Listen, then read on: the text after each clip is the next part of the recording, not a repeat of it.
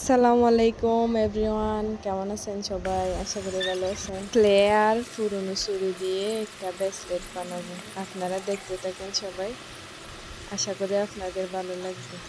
আমাদের লাগবে সাদা ক্লে আর হলুদ ক্লে। সাদা ক্লে দিয়ে ছোট ছোট বল বানাবো।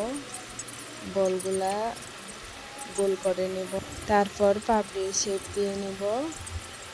শেপ দেওয়া হয়ে গেলে তারপর ফুল বানিয়ে নিব।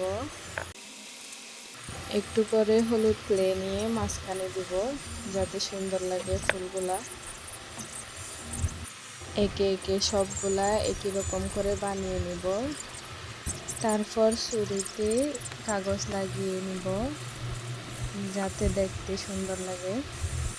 এক এক করে ফুলগুলা ছুরিতে গাম দিয়ে লাগিয়ে নিব।